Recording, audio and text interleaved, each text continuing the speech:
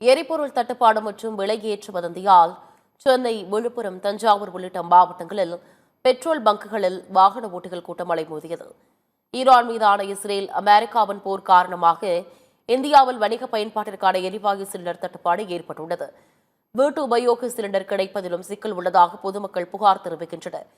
இந்நிலையில் petrol, diesel தட்டுப்பாடு ஏற்படும் என வதந்திகள் பரவியதால் அச்சமடைந்த மக்கள் பெட்ரோல் பங்குகளில் குவிந்தனர். எரிபொருள் தட்டுப்பாடு மற்றும் விலையேற்ற வதந்தியால் சென்னை, விழுப்புரம், தஞ்சாவூர் உள்ளிட்ட மாவட்டங்களில் வாகன ஓட்டிகள் மற்றும் பொதுமக்கள் பெட்ரோல், டீசல் வாங்க கையில் கேன்களுடன் குவிந்ததால் பரபரப்பு ஏற்பட்டது. டெய்லி ரெகுலராக பெட்ரோல் போடுற மாதிரி பெட்ரோல் பங்க் வந்தேன். பார்த்தா இவ்வளோ கூட்டமாக இருக்குது. சரி, என்னதான்னு கேட்டால் அது மாதிரி பெட்ரோல் விலை ஏற போகுது, திடீர்னு போகிறாங்கன்னு சொல்லிட்டு நான் வீட்டுக்கு போகிறதுக்கு நார்மலாக எப்பவுமே பெட்ரோல் போடுற மாதிரி பெட்ரோல் பங்க் வந்தேன். பார்த்தா இவ்வளோ க்ரௌடாக இருக்குது.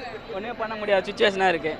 அவங்க திடீர்னு எங்காங்க கேஸ் விலையரிச்சு போயிடுச்சு தட்டுப்பாடுன்றதால இந்த பெட்ரோல் இந்த மாதிரி பொருள் கிளம்பிச்சா இல்லை உண்மையான்றதும் தெரியல. சரி, நம்ம நார்மலாக பெட்ரோல் போகிறதுக்காக வந்தால் இந்த மாதிரி க்ரௌடாக இருக்கிறதால மக்கள் தட்டுப்பாடு அவ்வளோ கூட்டம் அலமோதி இருக்குது. எல்லா பெட்ரோல் பங்க்லாம் அவ்வளோ கூட்டமாக இருக்குது. நார்மலாக பெட்ரோல் போகிறதுக்கே முடியல இந்த சுச்சுவேஷனில். அவங்க சொல்கிறத பார்த்தா 150 300 வரைக்கும் ஏறுன்னு சொல்கிறாங்க சார். நார்மலாக பெட்ரோல் விலை இப்போ 100 ரூபாய்க்கு போட்டாவே நம்மளுக்கு கரெக்டாக இருக்கும் ஒரு நாளைக்கு போயிட்டு வரதுக்கு.